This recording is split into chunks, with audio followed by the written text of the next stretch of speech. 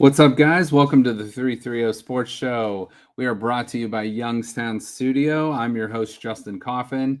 Today is Tuesday, November 11th. Happy Veterans Day, and thank you to all the veterans that serve out there. Do us a quick favor, like, share, spread the word. It helps us more than you guys know out on Facebook, on X, on YouTube. Like, subscribe, all that good stuff. I'm going to go ahead and bring in Greg here in just a second. Make sure, though, too, if you're watching on YouTube, especially, like, subscribe to Youngstown Studio page or on Facebook, follow, share, all that good stuff.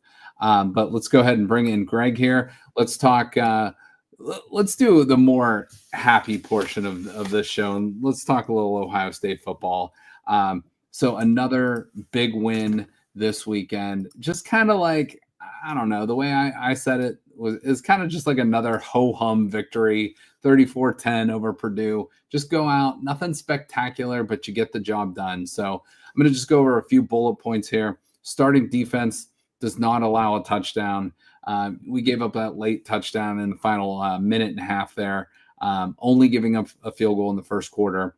Buckeyes with a 473 to 186 yardage advantage. Time of possession, this was pretty crazy here. Ohio State had the ball for basically 41 minutes to produce 19. We're doing a running back committee right now, but two freshmen leading the charge. Freshman Bo Jackson, 75 yards on the ground. Freshman Isaiah West with 60. And CJ Donaldson, basically the short yardage guy now, 2 rushing touchdowns. He has 41 touchdowns now in his career, which is second active in FBS. I believe that is one of the Penn State. I don't know if it's Allen or Singleton is the only guy ahead of him. But Heisman frontrunner is Julian Sayin. Is he the Heisman frontrunner? We're going to show you the odds here in a minute.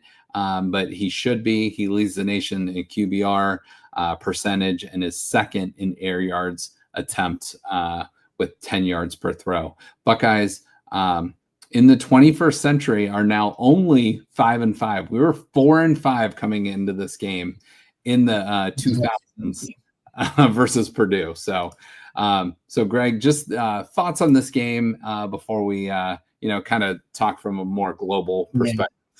Yeah, you said it. It was a very ho-hum game, very business-like, very Carnell Tate didn't play, whatever. It was a little tight in warm-ups, fine. I think, sounded like it might have been a little hamstring tightness, which we know from the year that Jackson Smith and Jigba basically missed a full year with a hamstring injury. Yep. Didn't want to mess with that. We played a lot of guys. We continue to kind of slow the game down. You mentioned the time of possession and just the pace of play. Really tried to get the running game going. Actually had that long touchdown on the first offensive play that got called back. Right. Defense continued to show out. It was very I admittedly was watching the Indiana Penn State game for a lot of the fourth quarter there, but all that to say, we still, it took a late Purdue score to get them to double-digit points and to cover the spread. So I think we did everything we want to do, and I think probably get used to that the next couple of weeks. That's probably going to be our blueprint. Again, we're going to play probably play a lot of guys, really try to establish a run, show a few different things on film, continue to make the game as short as possible with running, controlling the clock and then controlling the tempo, because this is a marathon, not a sprint. You talked about trying to take games off of the regular season, take time off the regular season. That's what I mean, not take games off, Right. Show up every game, take care of what you need to do, win the ball game. No, you don't worry about style points. You don't worry about covering spreads. You don't worry about dropping 50. And you don't really worry about stats. They'll work itself out. Healthy, take care of business, on to the next one. And I think we'll see a lot of the same over the next 2 weeks. And the dominance truly continues with this team. So, you take a look at, every game, they just seem to get a little bit better in some, in most phases. There are some areas where they could improve on. The right side of the offensive line seemed to be a little bit suspect. I think we gave up 2 sacks in this game, but for the most part, everyone's doing their job at a very high level. The offense is like you said, these numbers here, 18th in points per game, 18th in passing yards per game, 155 rushing yards per game. That doesn't give the full picture of like efficiency, like you had mentioned last week. But defense, on the other hand, I think is giving the full picture. 211 yards per game, which is number one, I think, by like over 25 yards in college football. Points per game, number one, I think, by, I think actually Indiana might be number two. I think so. Yeah. Like number 12, they're giving up about 12 or 13 points a game. But like passing yards a game. And again, teams have to pass on us because they're behind most of the time. We're still giving up less than 130 yards passing per game, and rushing yards per game. You're giving up 83 yards rushing per game, which is 5th best in the country. So they're dominating on all levels of the defensive side of the ball and offense. They're just doing their job and doing it at a very high level. It might not be as impressive as you've seen in the past with like total domination, but again, they don't have to be because they're so good in all other facets that, it's just like, just go out and do your job and move on to the next one.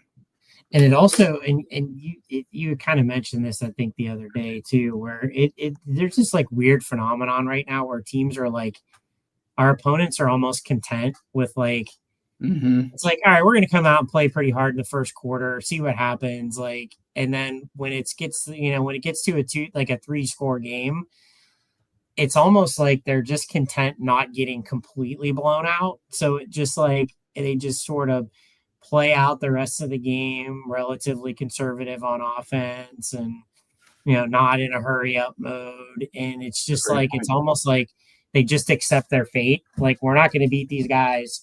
Like, so let's just not get completely embarrassed. It's a very weird.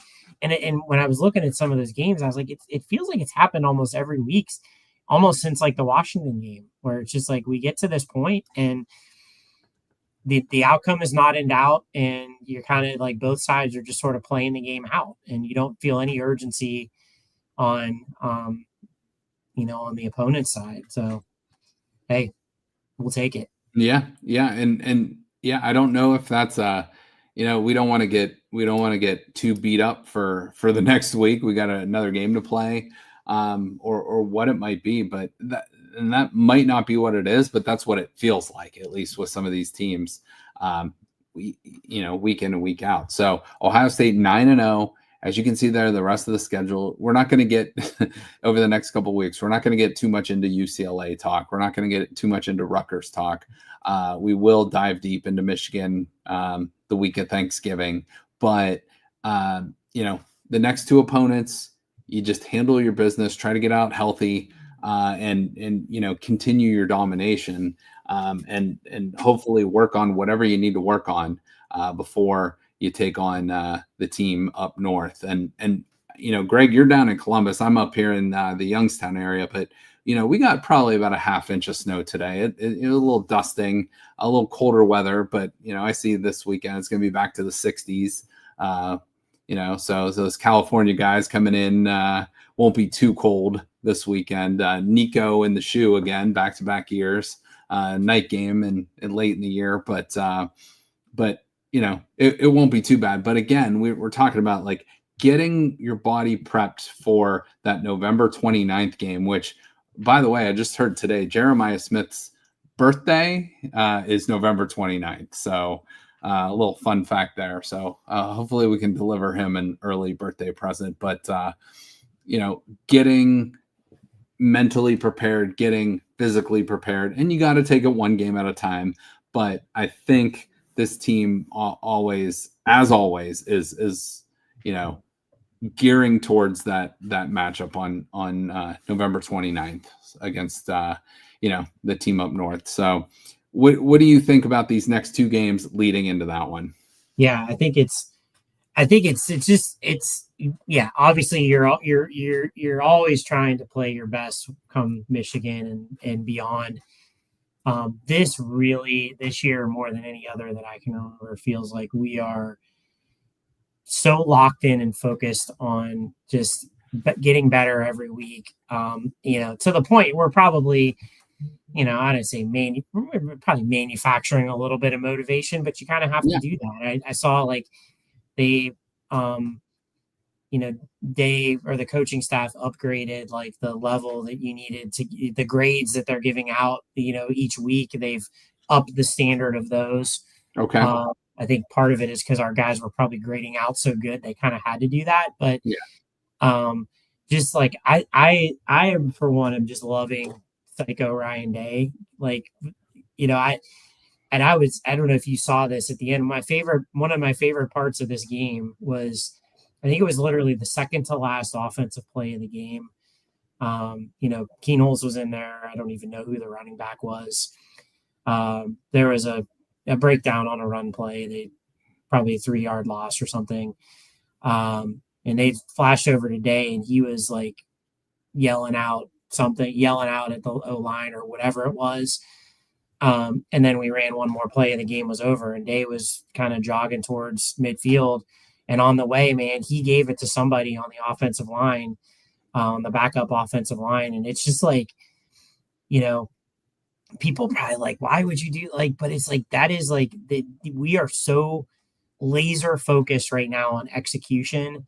The standard that has been set, we just spent a lot of time talking about the Browns and the lack of accountability and the lack of standard setting and whatever, man, like it is. And the players seem to love it. It's like, because as I think he's fair. It's not like he's just like yelling at everybody, right? It's just like, we are like, he knows that a little mistake in the fourth quarter late in the game, or the backup offensive lineman could end up playing in the Michigan game or in the playoff with an injury, and that can't happen again. Right. And it is like they're literally leaving no stone unturned when it comes to execution. It is a beautiful sight to see.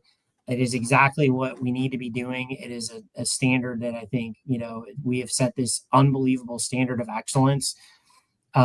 But it just really feels like he is just focused on, he's not thinking about the playoffs. He's not thinking about the Big Ten championship. He's not thinking about any of that. I know they'll say they're thinking about UCLA, which they are, but they are thinking about November 29th because it's coming real soon. Yep. That is the focus, I feel like, right now, because that is personal. Everything else, our ultimate goal is obviously to win a national title, but Michigan is personal, and we are working our way up to that with that in mind. And like you just said, the attention to detail has to be there with this team, because one play can make a difference in a game like that. We saw it last year, and this Ohio State team from top to bottom is better than that Michigan team. But there's just something about that game that that it's a little bit different from the rest. It's a rivalry game. Things get chippy. Things can get weird. A couple missed kicks last year. A weird. Couple turnovers in our territory, things just got strange, and that's how they beat you. And he knows he's blown them out, and he's also lost a couple. He's been blown out once, and he's been in a couple close ones with them. So he wants that more than anybody, believe me. And like you said, I think it's all leading up to that game. Whatever happens in the Big Ten title game and then going forward in the playoffs. Yeah, of course, that's the ultimate goal, is winning another national championship. But there's just something else a little bit special about that game that I know you and I both know he wants more than anything. So there's a pound of flesh to get in that game, and he's and they are, whatever he says that they're focused on, they're thinking about it. Even if they're not talking about it, they're thinking about it. Yep. So, and it's getting real now. We're 18 days away. It's creeping up ever so closely. So something we talked about, guys, high level of execution. Julian saying, again, his completion percentage actually goes up in this game. He did throw his first interception in a while, which was a bad decision. It was a bad play, bad decision. I don't know. He probably should have just thrown it away, but 27 of 33, 303 yards, a touchdown and a pick, 81.2 completion percentage. He is just at a very ridiculously high level. He's throwing the ball to this guy, which, 10 of those completions went to Jeremiah Smith for 137 yards, another touchdown on the ledger, 13.7 yards per catch. Easy math there, but also an incredible catch on a play. He was, completely held on, ball tipped up in the air, just doing stuff at a ridiculous level that, you just don't see guys in college do what he's doing. And this game was a little different too, because, his other guy, the kind of the 1A receiver, Carnell Tate, did not play in this game. And like you mentioned, probably just for precautionary reasons. If it was Michigan, probably would have played. If it was Big Ten title, he's probably playing. If it was a playoff game, he's playing. But that obviously, bumps other guys up and moves different roles, and other guys had to step up. But, Jeremiah Smith, what he is doing is just absolutely incredible. His numbers keep getting better and better and better. 65 for 862 and 10 touchdowns on the season, 11 total on the season. And his career numbers just keep inching up every game. He's 12th all time in Ohio State receiving yardage. He is probably going to pass Garrett Wilson this weekend. If he has a huge game, he could pass Santonio Holmes and get into the top 10 here. But 25 touchdowns, all-time receiving touchdowns, 27 total touchdowns. But he is tied with Santonio Holmes. But the names on this list: Olave, David Boston, Marvin Harrison, Devin Smith, Chris Carter, Santonio Holmes, Jeremiah Smith is right there. He just passed Emeka Egbuka, Brian Robisky, and Garrett Wilson. So we're talking all-time legends. And he has played 25 games, and he has 25 receiving touchdowns. So, just. And it's a good reminder, not that we really need it, but, Tate has been so awesome this year too. He's maybe taken a little bit of the accolades from Smith, and, and there's, some well, hey, of course, you can't guard both sides of the field. So, this is a good reminder that they could line up you or I on one side of the field and Jeremiah Smith on the other, and he's still going to be able to make plays. So it's individually they are phenomenal. Combined, they are unstoppable. But let's make no mistake about it. Jeremiah is a little bit of a different level, and I think everybody would admit it. But he's a different level from maybe anybody that we've ever had at the wide receiver position. And we've had some great ones, as you just named. Absolutely. Absolutely. So let's take a look at our two Heisman finalists. And this isn't something I think Ohio State's going to be too outspoken on and be like, yeah, we want that Heisman, but they do. It's good for the program. It's good for the individuals. It's good for recruiting, but you take a look at Julian Sayin. 81%, 24 touchdowns, 4 picks, 2,500 yards, number one in QBR, and he's thrown to Jeremiah Smith and Carnell Tate, two of the best receivers in the country, but he's still got to make those throws. He's still got to make the right reads, stuff like that. So Jeremiah Smith is right up there in odds as well. He's behind, but he's in the top 5 or 6, which I'll show you in a minute. But again, we've seen his numbers, and they're just getting better and better every single week. I think the only thing that might hurt Julian Sayin is if they do split the vote a little bit, which could lead to some other guys' candidacies. But these are the FanDuel numbers here. So Julian Sayin plus 165 in a dead heat with Fernando Mendoza, who did have a Heisman moment. I get it, but he also threw a pick, which led to a Penn State score, which gave them the lead. So his interception kind of then in turn led to his Heisman moment. So is that fair? And then Gus Johnson, don't get me freaking started on Gus Johnson. Oh, give him the Heisman, it's just like that. and Doug Maurice, who has been on this show before, who I think he's one of the best college football people out there. He just basically, without saying his name, basically was like, if you're saying that in week 9 or week 10 or 11, he's like, you're not a serious person. And, and I couldn't agree more. I think Gus Johnson is good at his job. But I also think he's a little bit of a clown sometimes too. So I don't know, but like, no, that's, I had kind of a prepared take on this, and I'll do like about a minute version of please. it. Yeah. I honestly, and we have been kind of working up to this moment. In my opinion, Gus Johnson jumped the shark on Saturday. That was, first of all, the call was awful. It was like incoherent, like screaming, voice cracking, like awful. Yeah, mentioning they give him the Heisman now.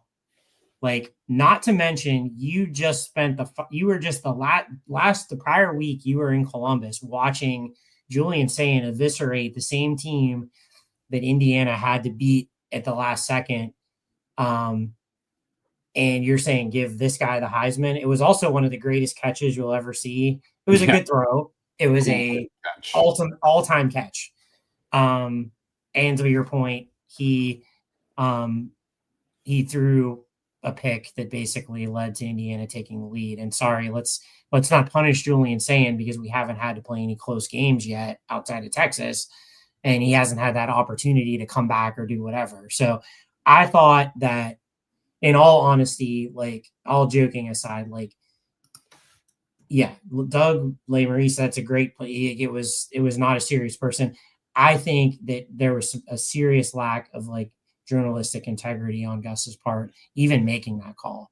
If you're a true professional and and you're supposed to be one of the best announcers and top announcers in college football, like that's like first take shit that he was just, yeah, you can't do it. In my opinion, you can't do it and be taken seriously. And I'm quite sure that we will make a little note of that somewhere, right? And maybe come this first week of December, if we can get there against Indiana, with Gus in the house, that may be a good time to show him who was really going to get the Heisman Trophy. But I don't usually get fired up about a lot of stuff, but that really fired me up, and it sounds like it fired a lot of people up. Absolutely, yeah. And he used to be, I don't know, I think he used to be one of the best out there, and he has really fallen down the rung for me, with like some of his calls, and like some games it seems like he's lackadaisical with his calls, or sleepy at the wheel, or whatever it might be. I don't know what it is, but yeah, we'll move on from that. But all right, so this week's college football 12-team playoff bracket. We're recording this on Tuesday night, so it came out a couple hours ago. But no real changes in the top 4. Ohio State 1, Indiana 2, A&M 3, Alabama 4. So 5 would be Georgia. 6, Texas Tech moves up. 7, Ole Miss. 8, Oregon. 9, Notre Dame. 10, Texas. 11, Miami as the highest ACC team. And then 12, South Florida back in the mix now. So those group of 5 has been South Florida, it's been North Texas, it's been Memphis, you name it. It's shuffled every week, but a lot of the same teams still in it. But there's some, as we're going to show you in a minute here, there's some eliminator games coming up, and we're going to skip past last week's games, but we're going to go to this. We're going to just go right to this week's games and talk about those. So Akron actually just dropped one to Kent tonight in the wagon wheel rivalry game up there in Akron. But so nice win for Kent. But some of the best matchups of the week, Buckeyes, not the best matchup necessarily, but like for us, Buckeyes hosting UCLA, 7:30 in the Horseshoe. I think that's an NBC/Peacock game. But for Pitt, it doesn't get much bigger than this for Pitt.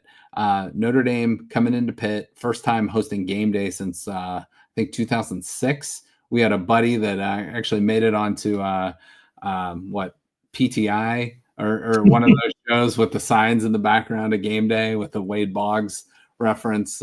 He drank like 57 beers on a cross-country flight. So that was a cool little thing. But yeah, Notre Dame Pitt at Acrisure Stadium there. That's a big one.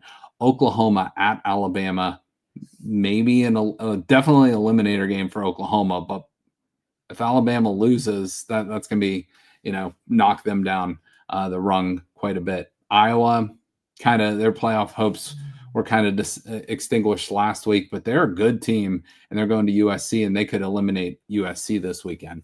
Texas at Georgia, that's an elimination game for Texas, and a big game for Georgia too to kind of hold on to that top 5 spot. TCU at BYU. Michigan is at Northwestern. That is not a freebie game. That game's at Wrigley Field. Virginia at Duke. Virginia needs to pretty much win out. And NC State at Miami. That's another important game. The ACC is very, very interesting this year. And towards the end of the show, I'll mention the YSU Indiana State matchup. But they are not playing Larry Bird, so I think they're going to be just fine this weekend. So, and congratulations too to Mount Union. They win their 36th Ohio Athletic Conference title. They do host Muskingum this weekend. But thoughts on some of the games this weekend? Yeah, I thought it was interesting. I don't know if you saw like Pat Narduzzi's press conference today or comments today. I did. I heard it was very because I look, that is such a huge game. I think it's the game day game, and like it's Notre Dame coming to town. And I thought it was very odd, kind of. I know what he was trying to get at, basically, like, hey, this isn't going to seal our playoff fate either way. We have to win the ACC, but to more or less come off as like we really, if we lose this thing, it's almost like if we give up 100 points, it's not a big deal. Like we got to go win our last 2. Yep. This is Notre Dame. Like I don't like that. Like I think they're still, this is a massive game, and you're on a national stage. But yeah, I think that the 2 SEC games you brought up are going to be interesting. I know Texas has made the long journey back up to the playoffs, but like it could very well unravel this week. And if not, they still have to play Texas A&M. So they got a gauntlet to get through. They will earn their playoff spot if they get there. I don't think they'll do it. I think they will lose Saturday. But Oklahoma has been playing really well. Like really their only slip-ups this year they have been – when Mateer's either out or banged up. So like Mateer's been healthy, which he's looked a lot better these past few weeks. I don't know that he was completely healthy for the Texas game. They are very tough to beat. So that's going to be a tough one. I don't know what the line is on that, but them going to Tuscaloosa, I could see that being a really close game. But yeah, it's like we said, every week the picture is going to kind of be a little more clear, but the ACC picture is definitely not clear at all. No. And there are so many teams, and even the group of 5 is interesting right now too. South Florida has 2. They have 2 losses. I think they have 2 losses. I think they do. Yeah. Like, every year they tweak, or not every year. This is year 2, but they tweak the rule about the top 4 being conference winners. Yep.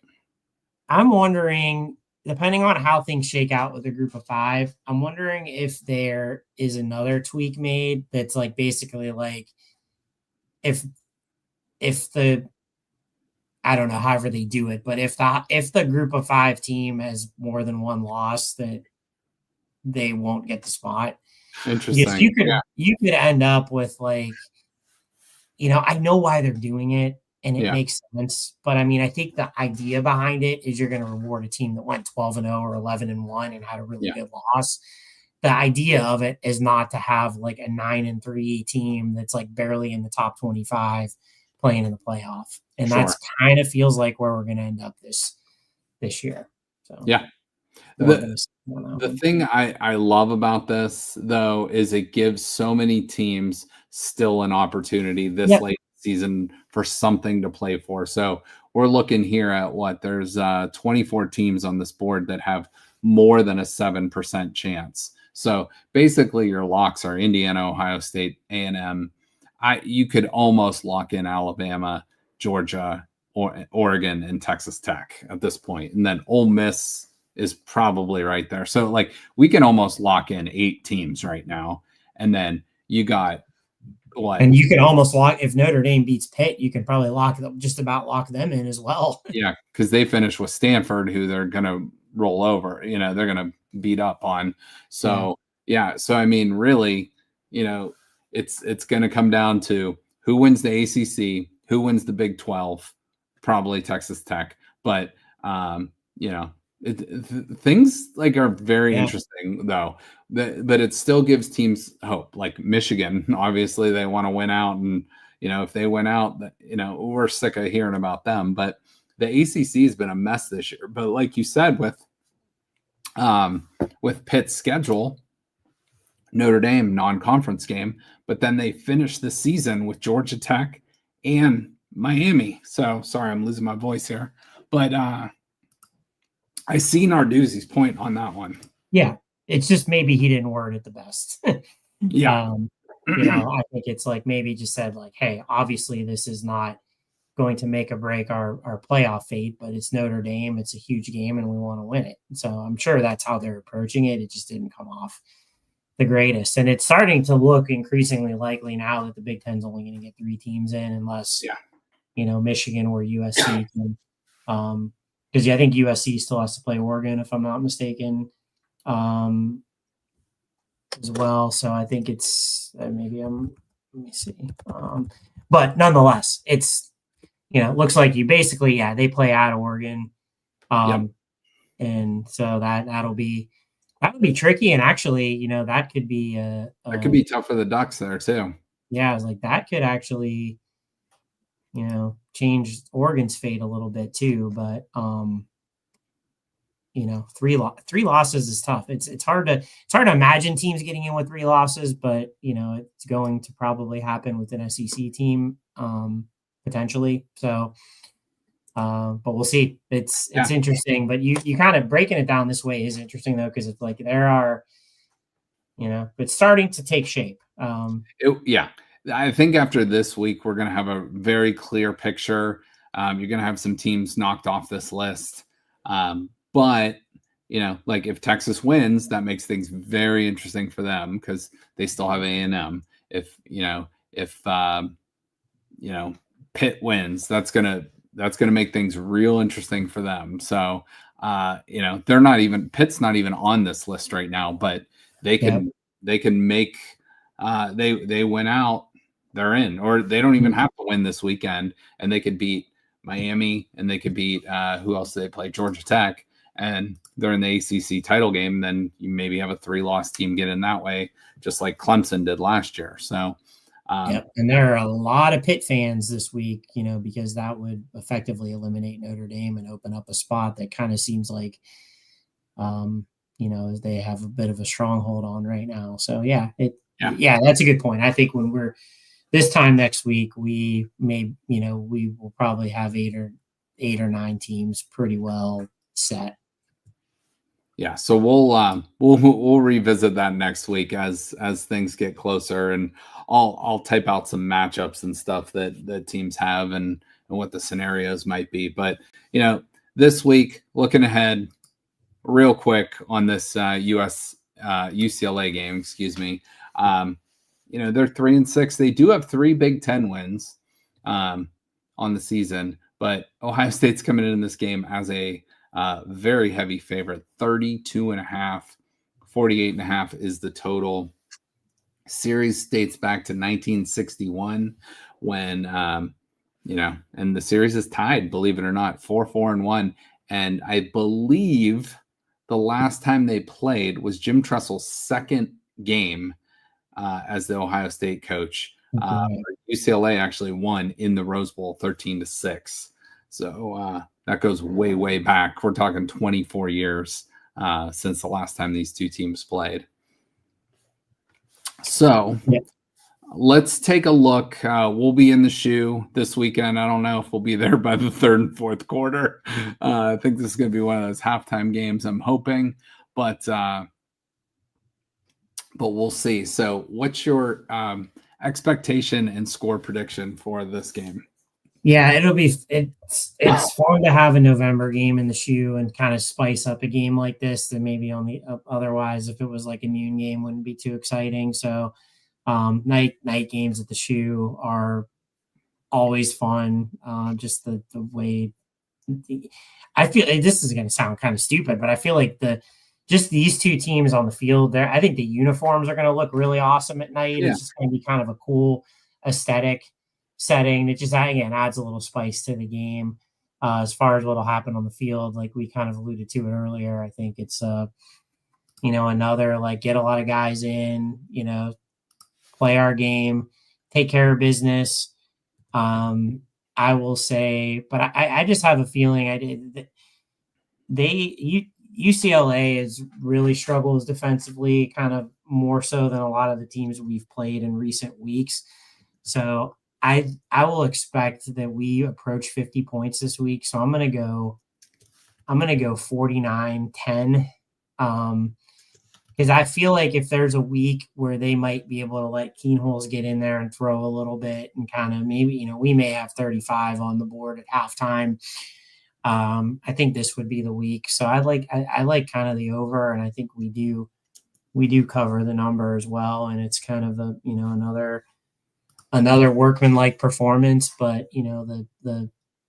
we build up some stats, get a lot of guys some more game action, and it's a good night at the shoe.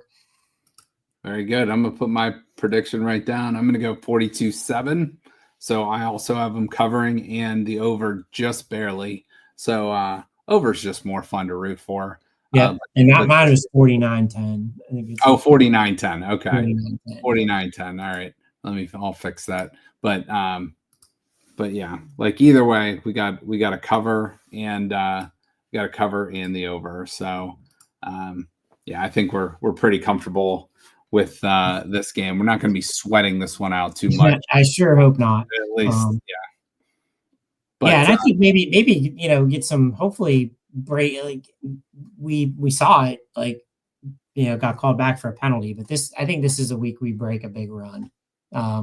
Somebody probably Bo, but somebody breaks a 60+ yard or two. I think maybe early in the game too to get us going. So okay. All right. Yeah, I think, if you're going after a little bit of that Heisman campaign too, you might want to put up some lofty stats too heading in the last couple of weeks. So all right, so those are our score predictions. Greg, what would you say one more time? 49-10, yeah. And I'm going with 42-7. So all right, real quick, last two things. Let's go Big Ten. This is just these are my Big Ten rankings. I think Ohio State clear 1, Indiana clear 2, Oregon clear 3. And then I think USC, Michigan, Iowa are like real close there. And I know USC beat Michigan, and I think Iowa and USC might play this weekend. Mm-hmm. So that's going to be an interesting battle there. So that'll be a cool matchup. And I think really like 7 through 12 could be in any order you want, really. Yeah. Washington. What do you think about Northwestern Michigan? I think Northwestern, I don't know a ton about Northwestern, but I've seen them play a bit this year. And they're just like a scrappy team that like has surprised me a little bit. Like I think it's a 12.5 point spread. It's in Wrigley Field. So I think, they could do what Purdue did maybe 2 weeks ago to Michigan and keep it close for a while. I don't think they're going to beat Michigan, but I wouldn't complain if they did. I would kind of love that if they did. Some people are like, oh no, we want Michigan to come in that last game and end their playoff. To me, hell no. I want them to lose every single game leading up to that game. Yeah. But yeah, I think that game could be fun this weekend in a weird but cool environment in Wrigley Field as well. So yeah, what do you think about that one? Yeah, I'm kind of the same way. Like I think Michigan is not impressed. They're coming off a bye. We'll see how they come off of that. But I think Northwestern is going to oppose a challenge. They're going to play a physical brand of ball. They're going to try to slow the game down. And, I could totally see that being like a 20-17 type game either way. So, yeah. And I'm with you. Like, I think after what has happened in recent years with the Stallion stuff and everything with Michigan right now, like, there is no scenario I would root for them in really in any situation. True. So like, yeah, would it be great to like officially put the nail in them on the 29th, of course, but if they lose this game and this isn't for the playoff spot for them, it doesn't take anything away from that game and what we have to do. So one thing that you showed that, like, props to I think props to Luke Fickell on getting that win against Washington. Good God. I mean, we had talked about being up in Madison and the mindset of the fans and the kind of, unfortunately, the strong dislike that they have for Fickell. You have it right here. Like, that was just good to see. And just happy for him. Yeah. And the weather got weird. Washington had, some of their best players out in that game, but a win is a win for a team that badly needed it. Yeah. So, like, very happy for him and that program. Normally don't root for Wisconsin a ton, but that was a cool victory for them. But yeah, Big Ten, Big Ten's, it's not great this year from top to bottom, but obviously the two top teams in the country are there, but it's not easy week to week. It's a tough place to play, especially on the road in the Big Ten. So, yeah, hats off to Luke Fickell for getting that dub. Real quick, last thing I want to end with, I do want to touch on real quick the Youngstown State Penguins and what they did last weekend. They kind of saved their season. So they picked up a 48-38 win. But 648 yards on offense. Bo Brungard is probably going to be, if not the winner of the Walter Payton Award, which is the Heisman Trophy for FCS. He'll be in the top 3 for sure, but 345 yards, 4 touchdowns passing, another 104 on the ground with 2 more touchdowns. Jaden Gilbert, 9 carries, 150 yards, a touchdown. And then Luke Hensley, I think, is from Medina, 4 catches, 70 yards. Kai Wilson, 7 catches, 63 for 2. And Max Tomczak, his uncle is a former great quarterback with the Buckeyes, 3 catches, 61 yards, and he's having another great year. But Ohio State, YSU hosts Indiana State this weekend. They'll be pretty big favorites in that game. I haven't seen a line yet, but I would imagine they'd be close to a 2-touchdown favorite in that game, if not more. And then at Northern Iowa. Northern Iowa is not very good this year, but YSU has not beat Northern Iowa in Northern Iowa since Jim Tressel was head coach. So that will be a tough one still, regardless of records. But YSU has their entire season still ahead of them to play for this coming weekend. So that's a look at the Penguins, the Buckeyes, and a little bit of college football. So another great weekend ahead. Greg and I will be in the shoe for the at least the first half, I'm sure, for UCLA and Ohio State. And hopefully Ohio State takes care of business in that game early. But should be another fun weekend of college football, and we'll have a clearer picture of kind of expectations for next week going forward. So we'll end it there. So for Greg, I'm Justin.